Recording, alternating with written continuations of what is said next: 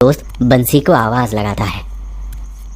बंसी, अरे ओ बंसी, अरे ओ बंसी बाबू, अरे कैसन बा?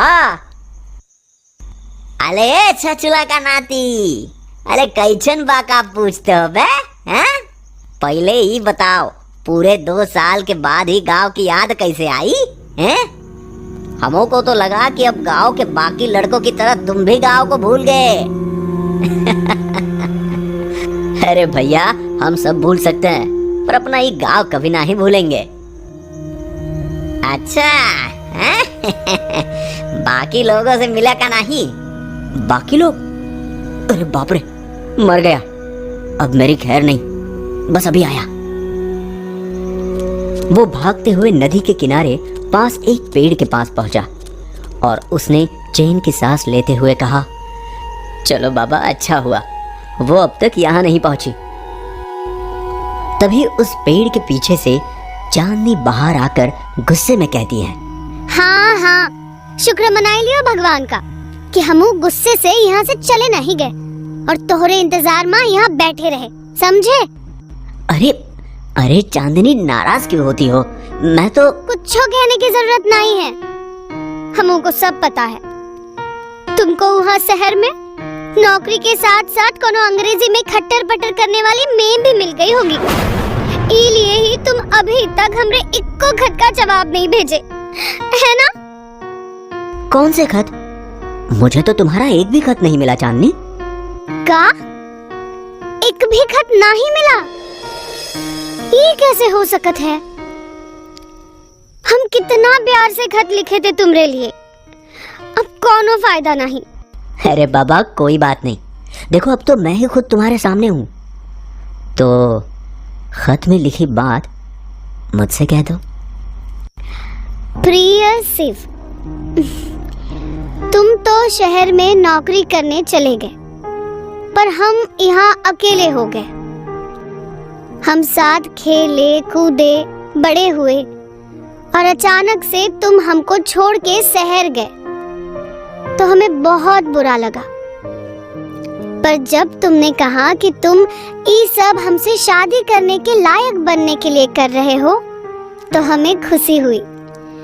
हम उसी दिन का इंतजार कर रहे हैं जब तुम वापस आओगे और हमरे बाबा से हमरा हाथ मांगोगे। तुम्हारी प्रिय चांदनी, हम सब पढ़े थे। ई का है? फिर तुम हमरे साथ ऐसा काहे किए? क्योंकि जो खत में लिखा था वो मुझे तुम्हारे मुंह से सुनना था।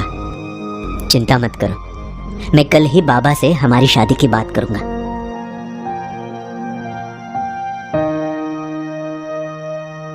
शिव ने चांदनी के बाबा से उनके शादी की बात की। वो शिव को बचपन से जानते थे और ये भी कि वो और चांदनी एक दूसरे को कितना पसंद करते हैं। उन्होंने तुरंत हाँ कर दी। पर शादी के कुछ हफ्तों के पहले ही एक शाम चांदनी घर के बाहर बाबा का इंतजार कर रही थी। 9 बज गए। गांव के सभी लोग खेत से वापस आ चुके हैं, पर हमरे बाबा अब तक काहे नहीं आए? हम बाबा को ढूंढने जाएंगे।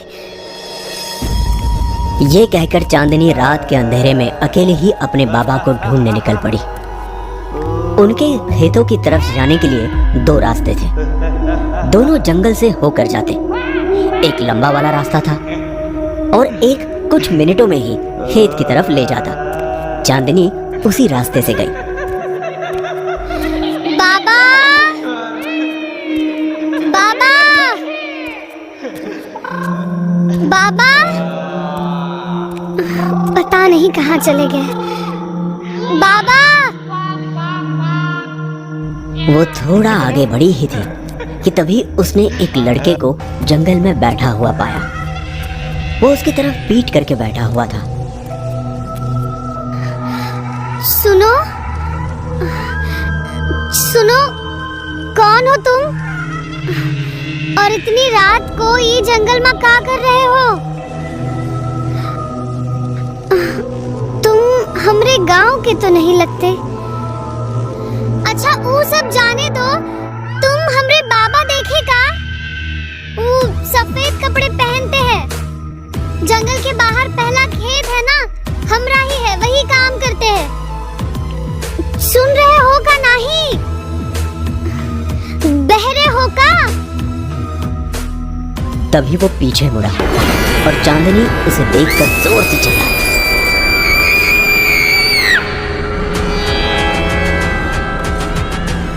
हे भगवान, पता नहीं कहाँ चली गई हमारी बेटी। हम उसको बताना ही भूल गए कि हम खेत में देर तक रुकेंगे और देर से आएंगे। कहीं वो हमको ढूंढने के चक्कर में उस पास वाले रास्ते में तो नहीं गई।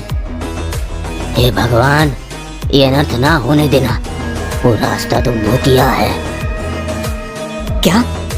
ये कैसी बात कर रहे हैं आप? ये भूत प्रेत सब अंधविश्वास है। नहीं शिव बेटा, गांव में अफवाह है कि पिछले कुछ दिनों से न जाने कौन सी आत्मा वास कर रही है यहाँ।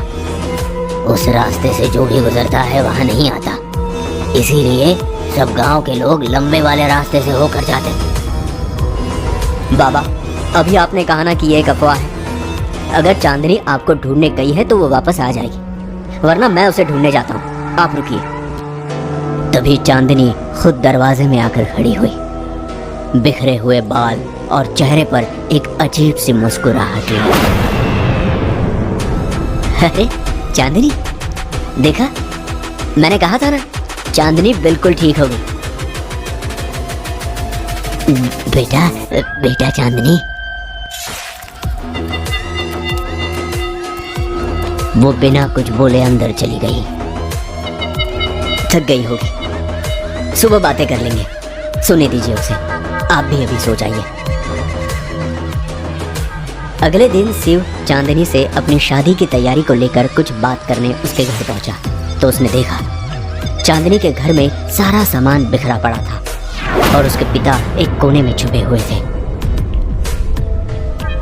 अरे बाबा, ये क्या हो गया? किसने किया ये सब? और चांदनी कहाँ है? चांदनी वो हमारी चांदनी, वो हमारी चांदनी नहीं है बेटा, वो कोई और है। बाबा, ये क्या बोल रहे हैं आप? ये कैसे हो सकता है? मैं खुद जाकर देखता हूं। शिव चांदनी के कमरे में गया तो चांदनी अलग ही लिबास में अपने कमरे में बैठी हुई थी। उसने आंखों में सुरमा भरा था।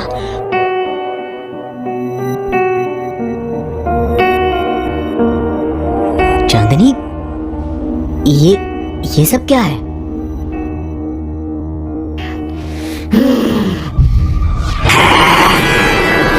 चांद किसको बोला रे?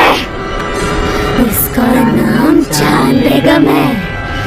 ये मेरी बेगम है, इस सुलेमान की।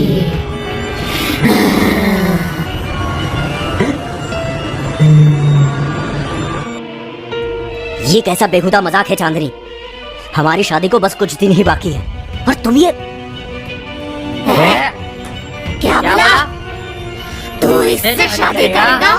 मेरे चांदनी से? तेरी इतनी जुर्रत? रुक, तुझे अभी सबक सिखाता हूँ। तभी चांदनी के बाबा एक फकीर को अपने साथ लेकर आते हैं।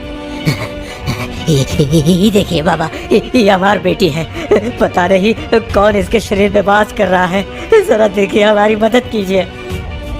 उस फकीर बाबा ने कुछ फुसफुसाते हुए अपनी हाथ की माला को घुमाना शुरू किया और चांदनी तड़पने लगी। चांदनी जोर से चीखने चिल्लाने लगी और रोने लगी। फकीर बाबा ने उसे कहा, बोल, जाएगा कि नहीं इस बच्ची के शरीर से? बोल। तुझे क्या लगा कि मैं कोई साधारण रूह हूँ? जिन्नात हूँ मैं, जिन्नात। मेरी ताकत का तुझे अंदाजा नहीं। मैं यहाँ सिर्फ एक शरीर में रहने के लिए नहीं आया, बल्कि मैं इसे अपने साथ लेकर जाऊंगा। ये मेरी है, मेरी चांद। तभी फकीर बाबा ने अपनी पोटली से पानी की बोतल निकाली और उसे कहा, तो तू भी सुन ले जिन्नात, तू कितना भी ताकतवर क्यों ना हो, अल्लाह से बढ़कर नहीं हो सकता, क्योंकि उसी ने तुझे बनाया है और उसमें तुझे मिटाने की ताकत भी है। मैं अभी तुझे इस पाक पानी से जलाकर राख कर दूंगा। रुक जा। नहीं